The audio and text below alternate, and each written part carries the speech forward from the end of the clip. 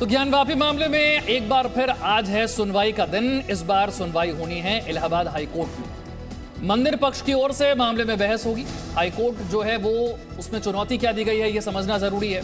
जो जिला अदालत ने एएसआई का सर्वेक्षण कराने का आदेश दिया था, उस सर्वेक्षण के आदेश को चुनौती दी गई।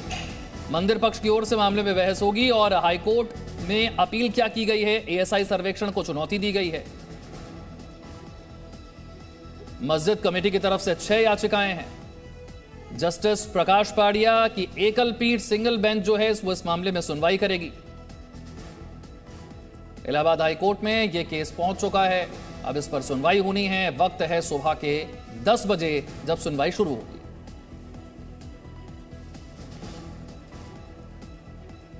विशाल पांडे मेरे सहयोगी और जानकारी के साथ हमारे साथ जुड़ गए हैं। विशाल, वीडियोग्राफी हो चुकी है, सर्वे रिपोर्ट अदालत में पेश की जा चुकी है, लेकिन जो सर्वे का आदेश पहले दिया गया था, उस सर्वे के आदेश को ही हाईकोर्ट में चुनौती दे दी गई।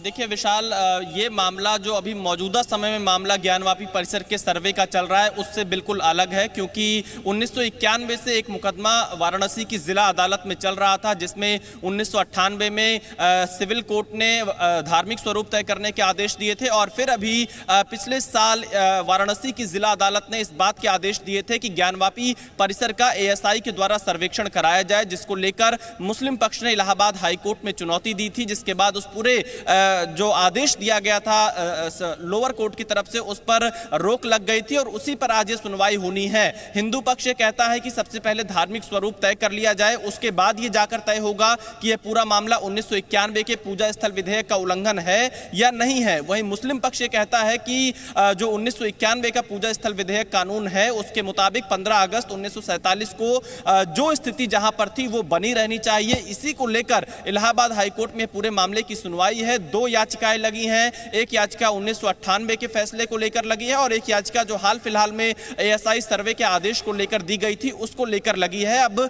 इस पर आज इलाहाबाद हाईकोर्ट में सुनवाई होनी है। हालांकि जो वकील इस पूरे मामले से जुड़े हुए हैं उनका यह कहना है कि शायद आज ये सुनवाई टल भी सकती है, क्योंकि कुछ कारणों के चलते आज ये सुनवाई शायद ना हो पाए, लेकिन इंतजार करना होगा सुबह 10 बजे का कि अगली तारीख इस सुनवाई की क्या मिलती है। विशाल जी, और विशाल, जिस तरीके से इस पूरे मामले में वक्फ बोर्ड ने 6 याचिकाएं दायर की है, काफी अहम हो जाती है ये सुनवाई इस पूरे मामले में।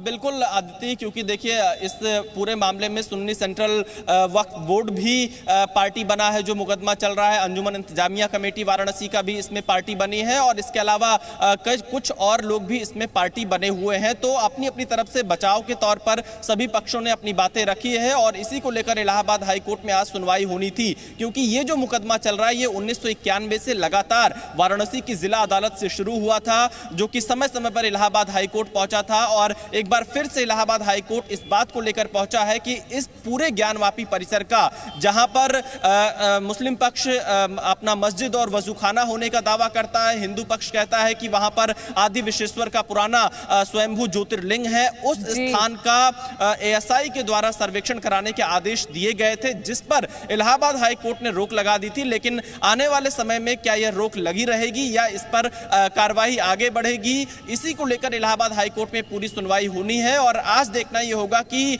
क्या यह पूरी सुनवाई हो पाएगी या नहीं हो पाएगी, क्योंकि वकीलों का यह कहना है कि कुछ कारणों के चलते शायद आज की सुनवाई टल सकती है और आज कोई अगली तारीख भी मिल सकती है। आदित्य।